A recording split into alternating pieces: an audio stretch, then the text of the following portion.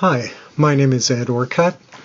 I'm a student in the Cyber-Physical Security course at Georgia Tech, and I'm presenting a summary of a paper entitled Targeted Online Password Guessing, an Underestimated Threat. The authors of this paper include Ding Wang, Zhijian Zhang, Ping Wang, Jeff Yan, Jinyi Huang. This paper was first presented at an ACM conference in Vienna, Austria on July 2016. Here's a link to the PDF of the paper if you'd like to read it in more detail.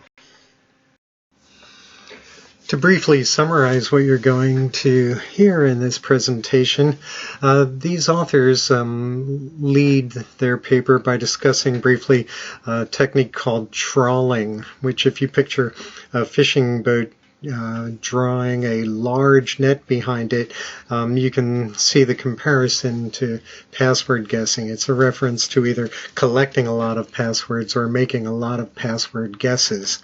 Trawling is attempted in two ways. One is online, which is where they actually try to log in using guessed passwords in a particular application, and the other is in an offline mode where essentially they're trying to decode a hashed password. So they make millions of guesses per minute trying to identify the plain text password that's associated with password hash. In contrast, targeted online password guessing is highly focused and attempts in a few guesses to authenticate as a particular user in an application. Now, some of the challenges that they face in doing targeted online password guessing include the protection mechanisms that applications and websites put in the way of someone trying to guess passwords. One is password retry throttling, where they limit the amount of retries that you can make in a period of time, limit the amount of guesses per hour, for example. Another is where they just outright lock the account after a certain number of failed authentication attempts in a certain period of time. The name of the tool that these researchers have created is called TARGuess, which is an abbreviation of Targeted Online Password Guessing. And they describe it as a framework that enables a person to develop a highly specific set of password guesses for a particular individual's account. They present a systematic characterization of various targeted guessing scenarios. They develop 7 sound mathematical models that are based on data available in research articles and data that's available as a result of various data breaches providing vast stores of people's passwords, both in hashed password and in plain text form. These authors develop a number of models that present novel and efficient guessing algorithms. If you're attempting to guess passwords online, you have to be highly efficient in order to avoid locking the account. And they feel that they've developed an approach that has not been tried before. And they compare their approach to other approaches. They've done extensive experiments, which results they present in this paper to help demonstrate the effectiveness of their TARGuess framework. Now, one point that the authors make that's really indisputable is that passwords continue to be the most prevalent user authentication mechanism. So it becomes a very attractive target for a hacker who's trying to compromise an individual's account. The authors present a discussion of existing probabilistic guessing models, and they essentially profile the typical trawling online guessing attacker. the attacker obtains leaked password files and essentially tries to crack as many accounts as possible. Almost certainly these attempts are tried offline. So in the offline guessing case, it only works when the password file for the service that they're trying to attack is leaked. Additionally, that leakage has to go undetected, because if the service realizes that they've been compromised, they're going to lock down the accounts and require users to change their passwords. And finally, when they obtain the password file, if the passwords are not plain text, then they depend on the passwords being properly hashed and salted so that their attempts to decode the passwords can be effective. One thing that characterizes trawling online guessing is that it focuses on using the most popular passwords. So they'll compile a list of, say, 10,000 of the passwords that most frequently appear in data breaches, and that will be their first attempt in guessing a password. Targeted online guessing can also use the weak popular passwords like 1, 2, 3, 4, 5, 6 or password or I love you, but they can also exploit passwords that are reused across sites. So if they can obtain a user's account name or email address together with a password from one site, their obvious first guess is going to be to try that same password in other sites. Also, targeted online guessing is effective against passwords that contain personal information, and the data that will be presented here will show you that a great many passwords fit that particular description. To support their research, the authors take advantage of the many data breaches that have made personally identifiable information and leaked passwords readily available. An interesting point is that the current password creation rules and policies in businesses and on sites that use password-based authentication are based on the offline guessing threat. What that means is they're based on an approach that attempts millions of guesses, and that is made much more challenging by increasing the size of the required character set that makes up a password and increasing the minimum length of the password. What they've discovered, though, is that online guessing is much more damaging and more realistic, and it doesn't really care about password length or password complexity. This tar-guess approach attempts to guess passwords by developing a model that has multiple dimensions of available information, and it attempts to deal with the issue of being able to only make a limited number of guesses.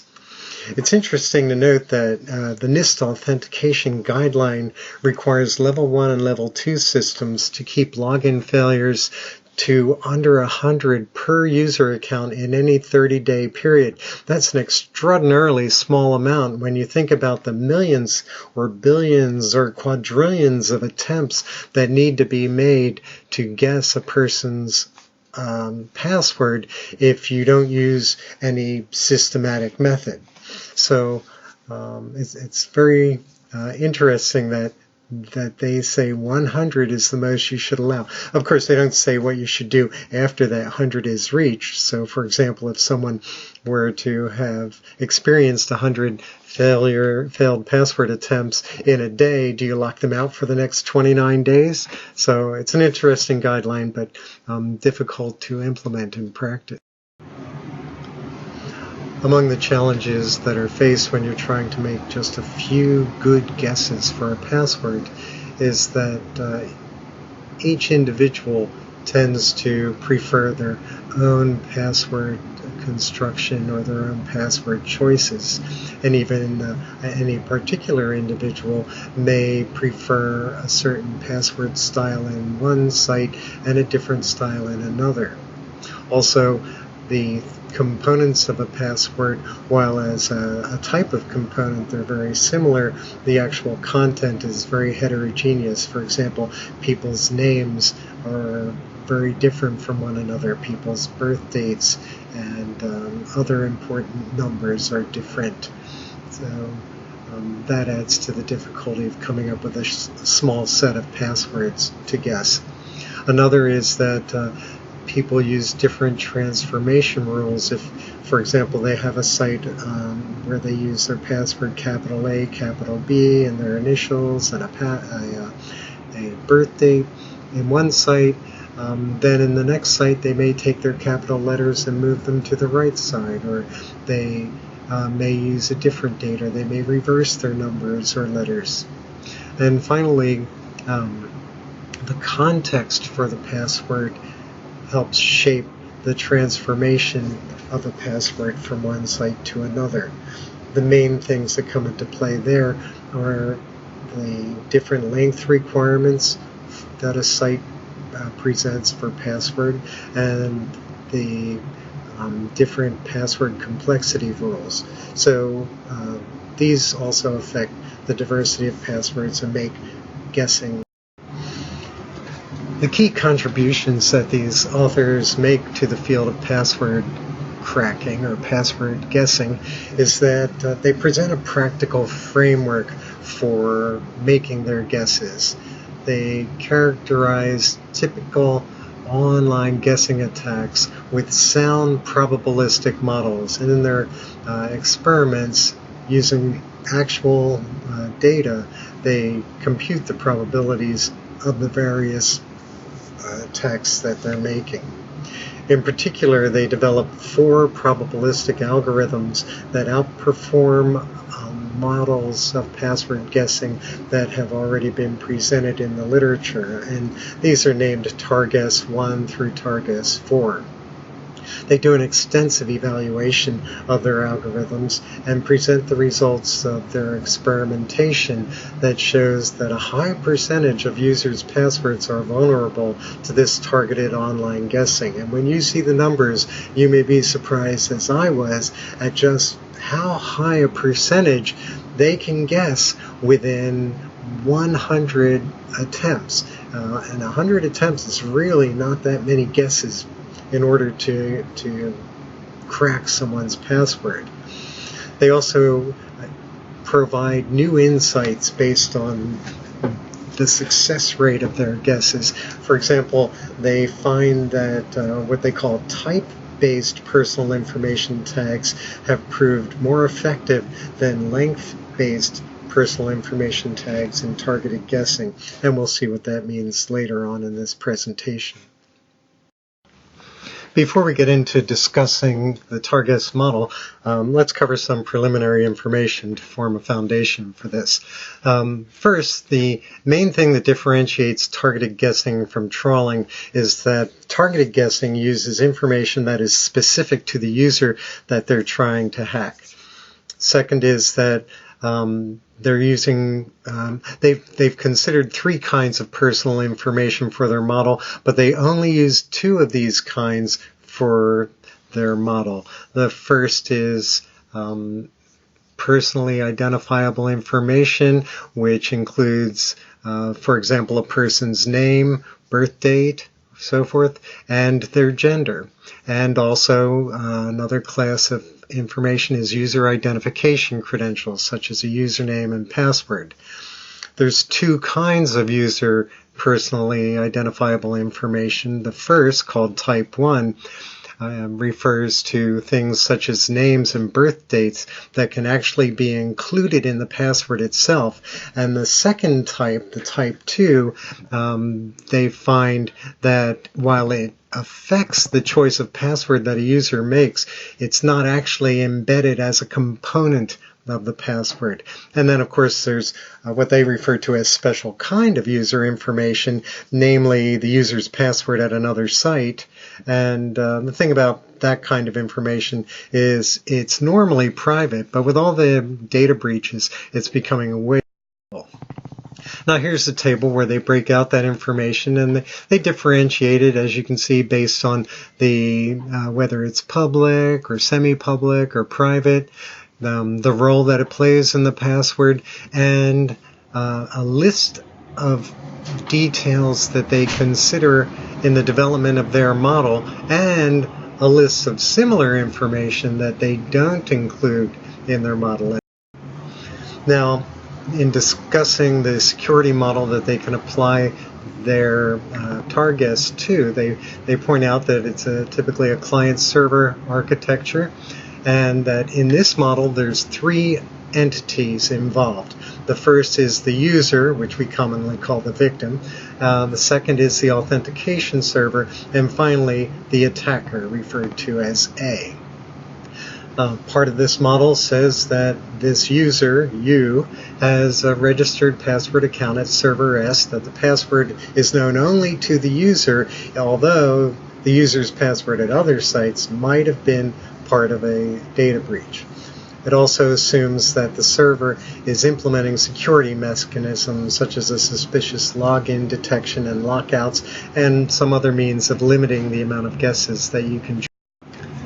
Further, in developing the model, they portray an attacker, A, and they try to describe this attacker. So they say all this public information is available to the attacker, and the attacker is smart and likely to use the public information that's available in order to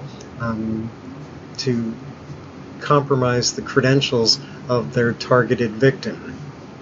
This attacker, A, differentiates their attack strategy based on the personal information of the victim. So what they're going to do for this victim is different from what they would do to another. The cost to the victim is the loss of privacy, a ruined reputation, possibly loss of control over their accounts, and even a financial loss. Now, their model, Targus, assumes that at most only one sister password is known for this user, you. And that's based on an analysis of 500 million leaked passwords, where they tried to pair the account in one breach with the accounts in other breaches, and really they found a very small number of accounts that existed in more than one breach. And that's why they say, all right, the model's going to use just one sister password in its guess. In helping to develop the model, they also considered the human behaviors of password creation. They performed a large-scale empirical study of the behaviors in creating passwords. Particularly, they analyzed how often popular passwords are chosen, how often people reuse their passwords, and how often people make use of their own personal information in creating passwords. The data sets used for the analysis and for the experimentation are listed here. Basically, it's these 10 password data sets. The Dodo New is a reference to a Chinese shopping website where 8.7 million accounts were breached in late 2011. CSDN is the China Software Developer Network, China's largest online community for programmers. And in the December 2011 breach, 6 million registered users' accounts were exposed. There's a service called 126, which is a Chinese email service, and a 2012 breach impacted 6.4 million subscribers. China's official online railway ticketing site, 12306, exposed 130,000 customers' information, all in plain text, in December 2014. RockU is a social application site that's used by MySpace and Facebook.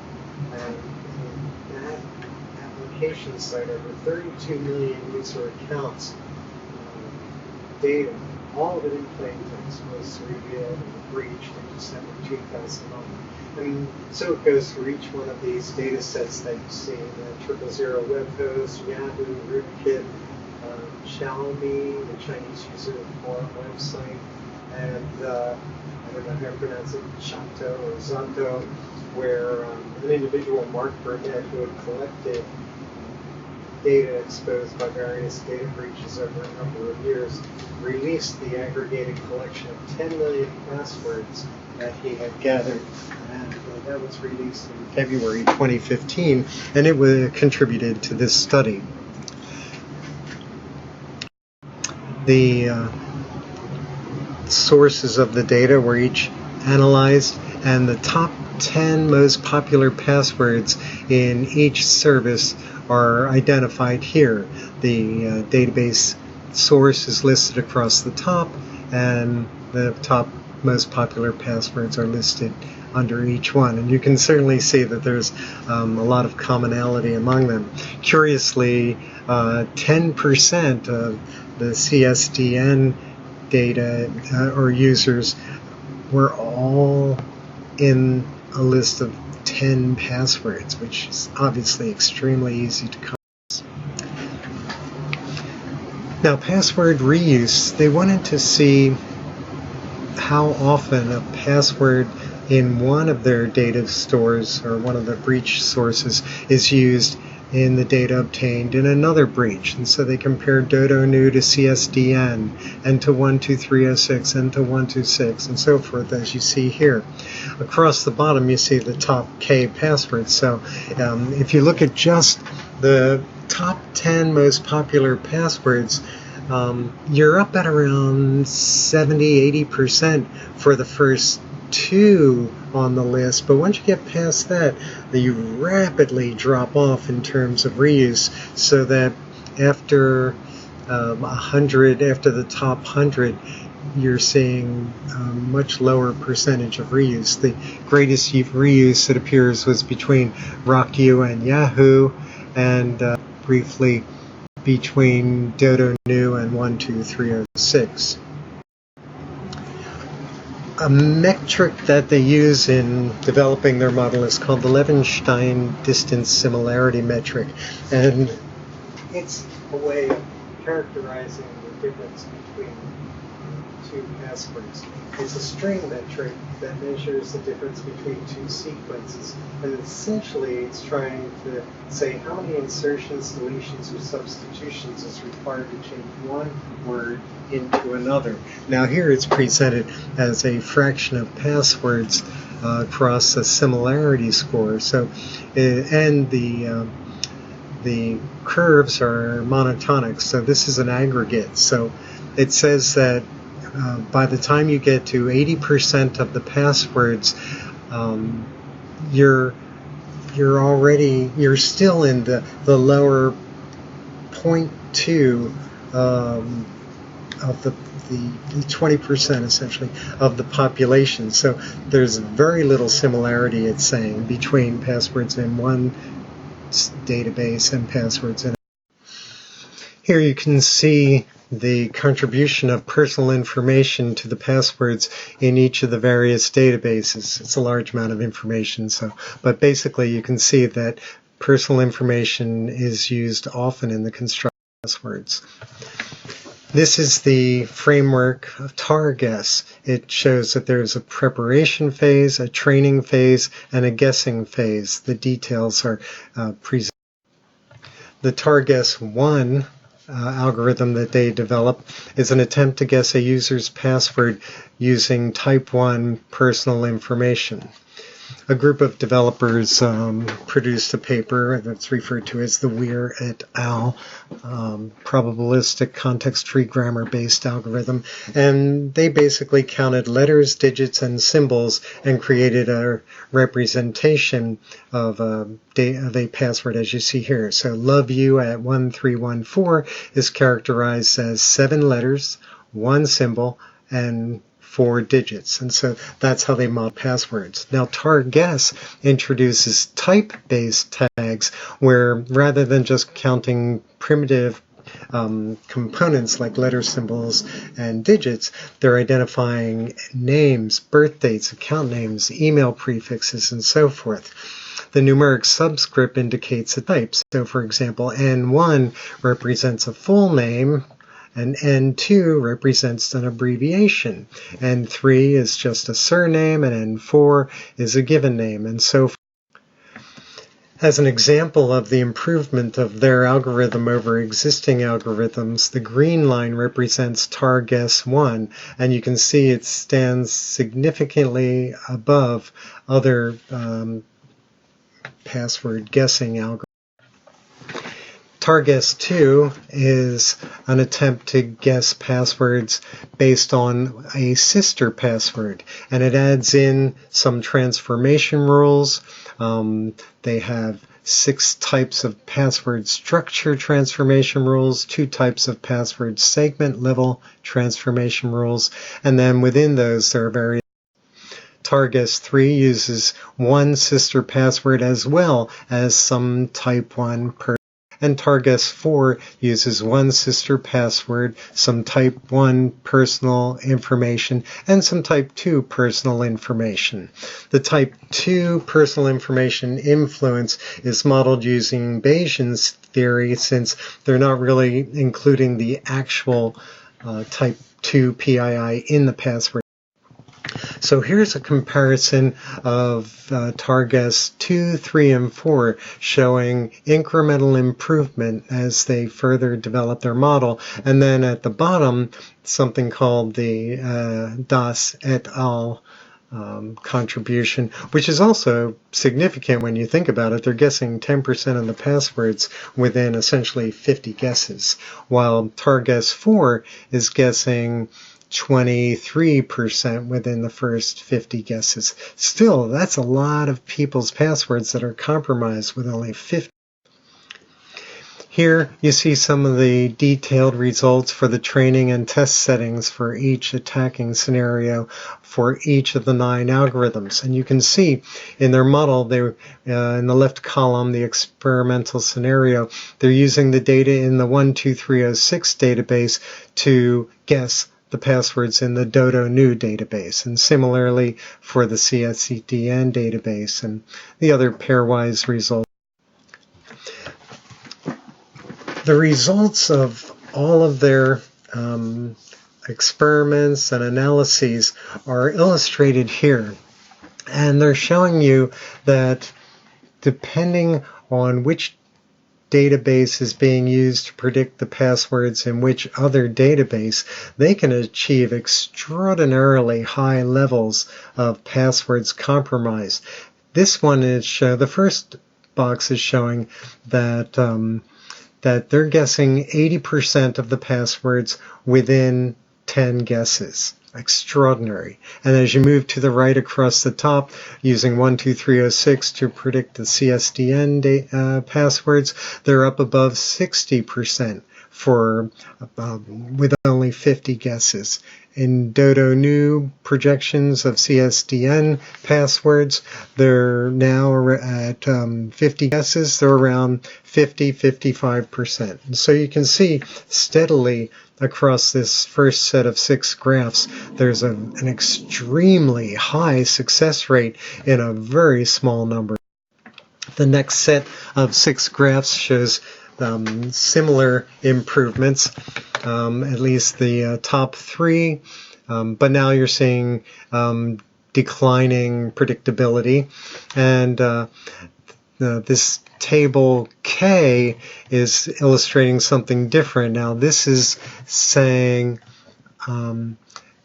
this is showing that the ratio of successfully cracked passwords to the number of guesses made gets smaller and smaller, so it's a diminishing return. It's basically saying, you know, your early guesses are going to be the most successful, and as you guess more and more passwords, your success rate will fall. And so that algorithm. The conclusion of the study, and they make a number of points, is that it was the first systematic evaluation of the password guessing effectiveness that could be achieved by using personal information. They presented 7 probabilistic models that they also quantified. They developed a method for modeling context-aware, semantic-enriched cross-site password guessing attacks. Targuess framework that they present dramatically outperforms previous models, as you can see from the results of their experiment, and current password security mechanisms that say you will achieve more protection by making your passwords longer and more complex is shown to be ineffective. And finally, this work from these researchers helps to understand existing password practice and provides guidance for future password research. I found this research paper to be extraordinary. I was astonished at their success rate in guessing passwords, and it definitely makes me rethink my password and what I can do to put it in that small ratio of passwords that are not easily guessed by this mechanism. Hope you appreciated that as well. Thank you.